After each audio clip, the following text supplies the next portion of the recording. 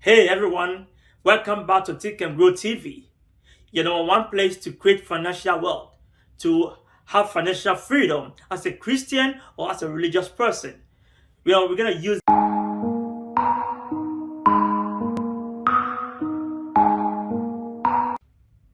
Hey everyone, welcome back to Think and Grow TV. Your number one place to create financial wealth, to have financial freedom as a Christian or as a religious person.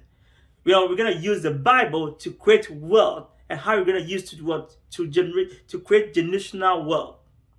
So today's topic is gonna be about generational thinking.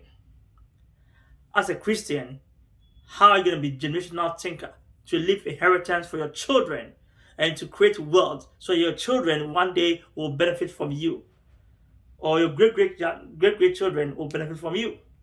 So let's go by this. Let's read from the book of Proverbs chapter 13, verse 22. So when you read from Proverbs chapter 13, verse 22, it says, a good man leaves inheritance for his children, and children. But the wealth of a sinner is given to the righteous. Let me rephrase again. A good man leaves inheritance for his children, and children.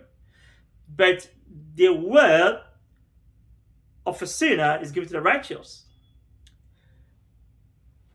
When you read this chapter, what comes in your mind in the first place?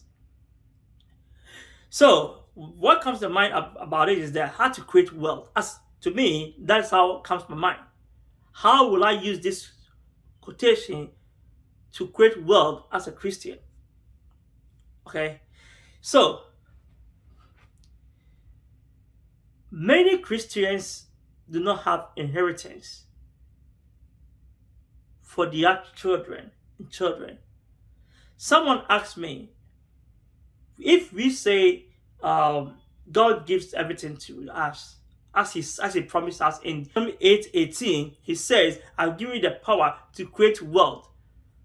So he has given the power to create wealth. Why do Christians suffer?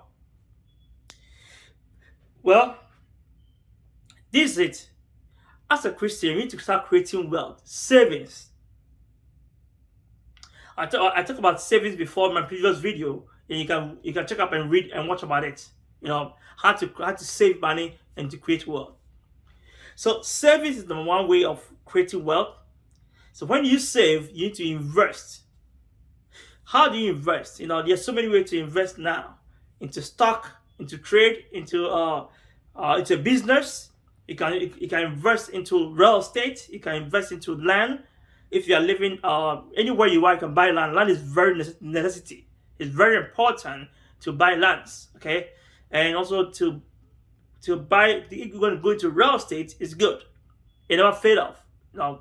So when you buy this or when you create this wealth, and one of the best way is to open a business. Okay, have a business, have a factory. Start little by little so that you're a generational thinker or you become a generational thinker. One day when your child completes university or school or doesn't want to continue, he has a job to do. He's not going around looking for jobs. You can create jobs, either factory, medical, hospital, or something. It means start a business. And they can become a manager in it, they can become an accountant in it, and you train them so whenever you are gone out of this world, you have somebody to take care of it carefully for you.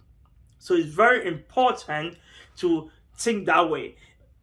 Real estate, you can have a bit of have a collateral fund, or let me put it that way. You can have a whole industry of into real estate, build it up so that when your generation comes to it, like renting houses, like not just buying and flipping, you're buying to let it grow so that whenever one day they come in, it's a wealth for them. Okay, investment in stocks, right? Stock is one of the best ways to invest. It's very good.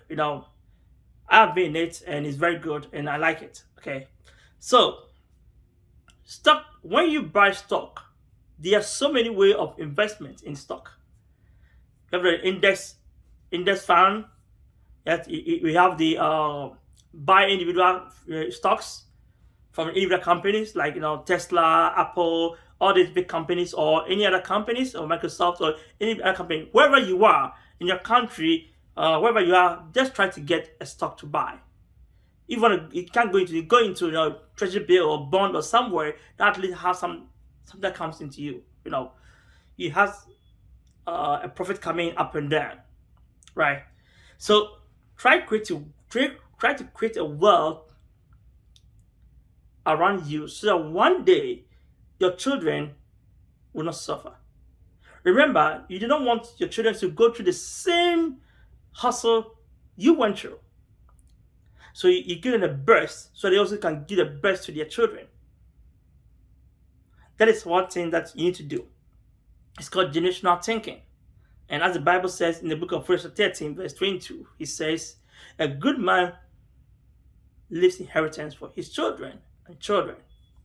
And I will encourage anyone, any Christian, to start little. Don't think about starting big. Just start little by little, and you can grow wealth out of it. And your children one day will thank you, will remember you and say, my grandfather did this, my grandmother did this. And remember, man in the Bible is not just a man. It's for both woman and man. It's a human.